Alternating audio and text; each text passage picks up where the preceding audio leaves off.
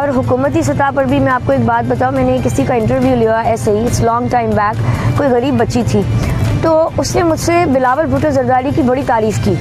उसने मुझसे ये कहा कि बिलावल भुट्टो ज़रदारी जो ये बेनज़ीर भुट्टो साहिबा का फ़ंड के पैसे जाते हैं, उसके अलावा भी बिलावल भुट्टो ज़रदारी हम लोगों को पैसे देते हैं जो किसी को पता नहीं था। आई डेंट इवन न्यू दिस। जब इमरान खान की भी हुकूमत आई जिन दिनों में, उन दिनों में बिलावल अलग से ये काम कर रहा था, and a poor person told me that I don't know कि उस गरीब औरत ने मुझे बताया जिसका कोई लेना देना नहीं, एक सफाई काम वाली जो गांव से उठ के शहर आई थी, उसने इस तरह की बात बोली।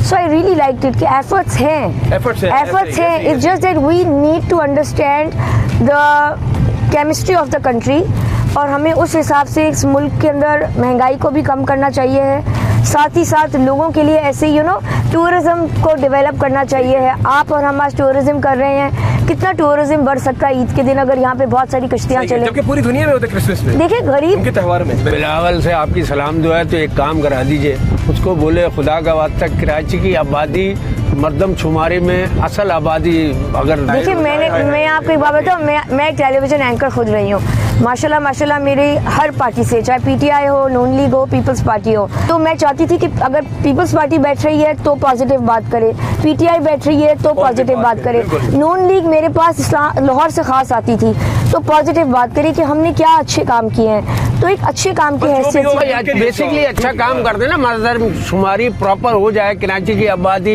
डिसाइड हो जाए इतनी, उसी के हिसाब से तो फिर वसाइल बचेंगे। देखिए एक इंसान जब कोई इंसान पावर में आता है, देखिए अमजद भाई अपने घर के अंदर बैठ के सोचते हैं कि काश मेरे पास ऐसी सलाहियतें होती तो मैं अपने मुल्क के लिए ये सारी चीजें कर पाता। आप अपने घर में बैठ के ये सोचते होंगे कि काश मेरे पास ऐसी सलाहियतें होती मैं कुछ कर पाता। वी कांट डू इट, हम ऐसा कर नहीं सकते। जिनके पास ओहदे हैं वो लोग ये सारी चीजें कर रहे हैं और कोशिश कर रहे हैं। सलीम भाई सुना है कि आपको प्यार हो जाता है, बार प्यार हो जाता है यार, क्या चक्कर है यार? मैंने अपनी बीवी को एक शेर सुनाया था, तेरी हर चीज पर है जाने मन, मैं जान अपनी निसार करता हूँ, जब तू नहीं होती तेरी सहेलियों से प्यार करता तो भाभी का रिएक्शन क्या था फिर? मैं तो कह रहा हूँ ये महंगाई का दौर है, 4 शादियां करनी चाहिए आदमी को। क्यों? चारों को नौकरी पे लगा दे? नहीं हाँ ना, वो आपने सुना नहीं है, बीवी अपना नसीब साथ लाती है, तो इतनी महंगाई है 4 नसीब मिलेंगे तो फिर गुजारा होगा ना, इसलिए 4 शादी। नहीं, आगे आने वाले वक्त में मुझे लगता है एक आदमी की 4 शादियां होंगी, चारों बीवियां काम कर रही होंगी और एक आदमी को खिला रही होंगी। ऐसा भी हो सकता है, ऐसे ही होता था। संजय भाई वालिद साहब काम करते थे, सब बहन भाई, हाँ एक आदमी काम करता था और सब खाते थे, लेकिन अब ऐसा नहीं है, फिर घर सब काम करता है, फिर घर चलता है।